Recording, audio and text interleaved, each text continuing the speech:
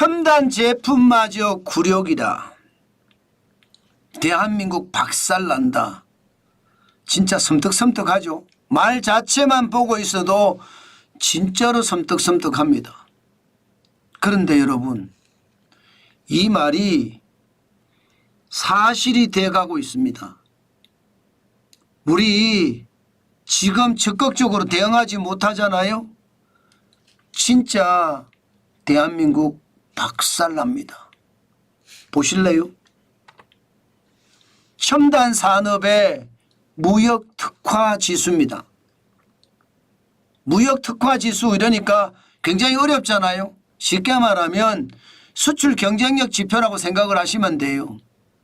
그런데 첨단 산업의 무역 특화 지수가 2022년을 기점으로 중국에게 뒤졌습니다. 2016년만 하더라도 대한민국이 29.9였거든요. 중국은요 2014년에 11.8이에요. 우리는 29.9였고요. 그러니까 첨단 산업에 있어서 수출 경쟁력은 대한민국이 월등히 높았다는 이야기잖아요. 그런데 이게 줄어듭니다.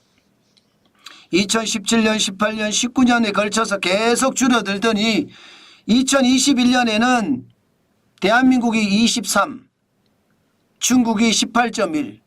그것이 2022년에 역전됩니다. 중국은 24, 대한민국은 20.2. 2023년엔 더 역전이 돼요. 중국은 26.7이고요.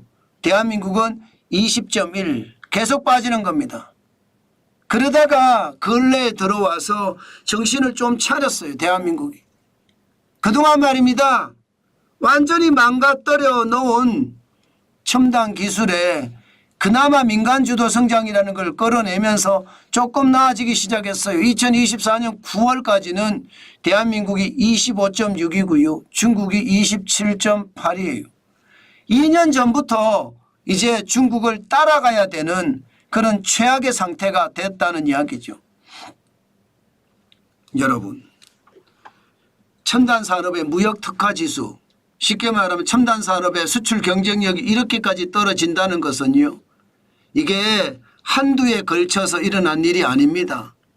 이미 오래전부터 이런 징조가 보였던 거죠. 2017년 들어서면서 여러분도 알다시피 최저임금 엄청나게 올려대죠. 주 52시간제 도입하게 됐죠. 그러니 일할 시간이 부족하잖아요. 일은 적게 하고 임금은 많이 가져가고 나라가 망하려면 뭔 짓을 못하겠습니까? 실제로 그렇게 일어난 겁니다. 그렇게 되니까 경쟁력이 계속 떨어져요. 계속 떨어져요. 아니 일을 더 해야 되는데 일을 안 하는 거예요. 게다가 첨단 기술이면 일을 더 해서 첨단 기술을 개발해내야 되잖아요. 개발 못하고 있다는 뜻이에요. 그러니 완전히 박살이 난 거죠. 우리 스스로 말입니다. 우리 눈을 찔렀어요. 그런데 이런 사실을 몰라요. 진짜 많은 사람들은요. 일 덜하고 더 많은 임금을 받기를 원합니다. 세상에 이런 게 어디 있습니까? 기본 상식으로 생각해도 도둑놈 심보가 아니라면 일을 더하고 임금을 더 받는 것은 당연한 건데 일을 덜하고 임금은 더 받겠다고 이야기하는 것, 이게 말이 되는 이야기입니까? 그런데 그렇게 일어나고 있습니다. 그러니 나라가 점점 망해간다는 이야기가 틀린 말이 아니죠. 대한민국이 박살난다는 이야기, 지금은 서막에 불과합니다. 왜 서막에 불과한지 한번 보실래요? 이거 한번 보세요. 첨단 기업의 연구개발비 현황입니다. 지금 2013년이면 2023년 대비 10년 전, 10년 전. 10년 전으로 돌아가 보면요. 중국 기업하고 우리 기업하고 따져보면 연구개발비가 그렇게 많이 차이가 안 나요. 나긴 나지만 엄청나게 차이는 나지 않습니다. 대한민국은 292억 3천만 달러, 중국은 383억 9천만 달러예요. GDP 대비로 보면요. GDP 대비 내지는 매출액 대비 연구개발비로 보면 대한민국은 2.7%고 중국은 1.5%입니다. 그런데 이게 10년이 지났습니다. 10년이 지나니까 차이가 어마무시하게 납니다. 중국은 연평균 증가율이 18.2% 증가해서 2,050억 8천만 달러로 늘었고요. 대한민국 연평균 증가율이 5.7% 증가해서 510억 4천만 달러로 늘었습니다. 차이가 엄청나죠. 거의 말입니다. 4배 차가 넘잖아요.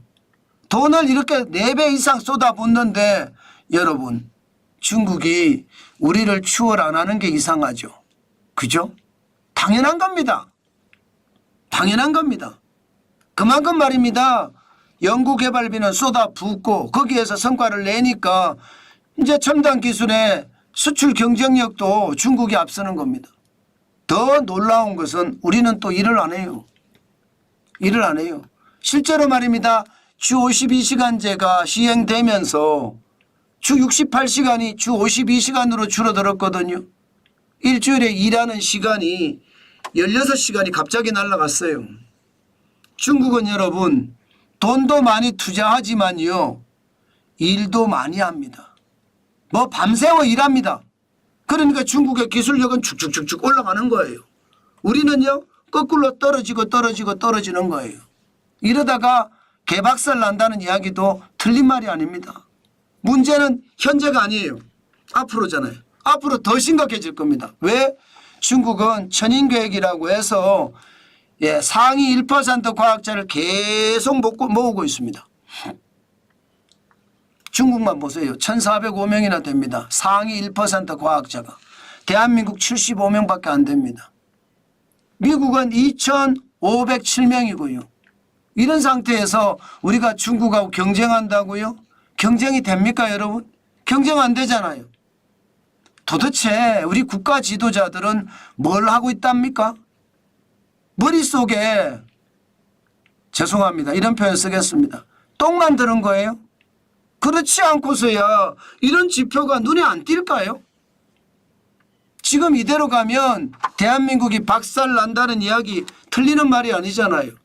이제 박살나는 서막이에요. 앞으로 더 심각한 문제가 터질 겁니다. 그나마 일부 부분에서 중국의 1위를 내줬는데 다시 대한민국 1위를 탈환하는 경우가 있기는 해요. 굉장히 자랑스러운 일이죠. 그렇지만 그런 일이 쉽게 일어나려고 하면요. 국가와 국민이 한몸 한뜻으로 시장을 바라봐야 됩니다. 그러지 않고 지금처럼 중구난방식으로 야당은 나라 부수는 일에 앞장서고 있고요. 여당은 식물이 돼서 지리멸렬하잖아요. 당파 싸움에 지리멸렬하잖아요. 게다가 정부조차 일할 수가 없어요. 국회에서 입법으로 다 막고 탄핵으로 조지고 이러니까요. 그러니 대한민국은 진짜 얼마 안 남았습니다. 당파 싸움하다가 나라가 망하는 거 우리 수없이 봤거든요.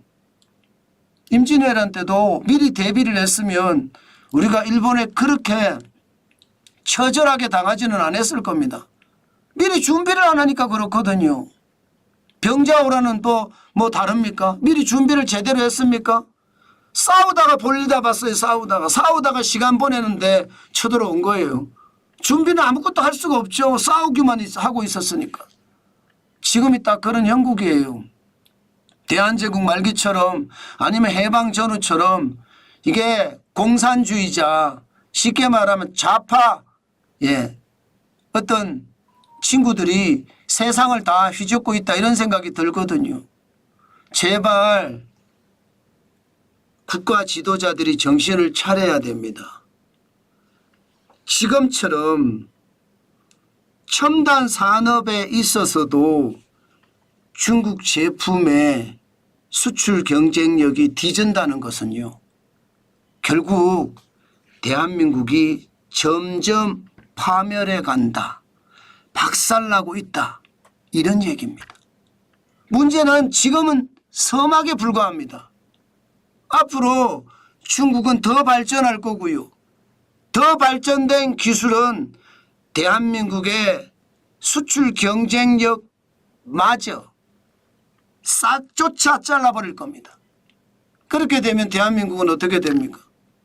자칫 잘못하면 그냥 폭삭 망한다는 말이 현실이 될 가능성 굉장히 높습니다. 지금 국가 지도자들이 정신을 못 차리면 대한민국은 끝장난다, 박살난다, 이 말이 틀리는 말이 아닐 겁니다. 제발 지도자들이 정신을 차려야 돼요. 예, 지도자들이 정신을 못 차리면 우리 국민들이라도 정신을 바짝 차리고 있어야 됩니다. 그렇지 않고서야 과연 우리가 살아남을 수 있을까 심히 걱정됩니다.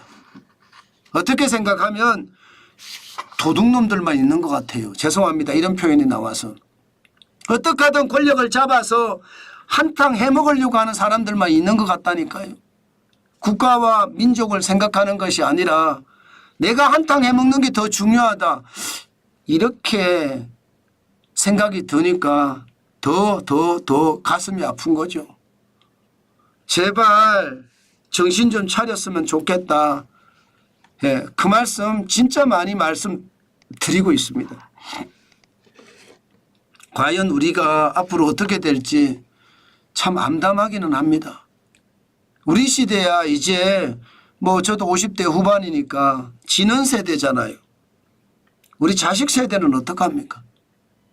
지금 우리가 망쳐놓으면 야, 우리 그때 잘할 걸, 우리 선조들이 그때 잘했으면 우리가 이렇게 중국의 노예는 안 될 걸, 아마 그렇게 후회할 날 저는 올 거라고 생각을 합니다. 그렇지 않으면 나라는 진짜 끝장납니다. 저는 지표를 볼 때마다 느끼는 게 너무 심각하다는 걸 많이 느끼니까 좀 과격한 말도 나오는 것 같습니다. 여러분들이 좀 이해해 주시고 들어주셨으면 좋겠네요.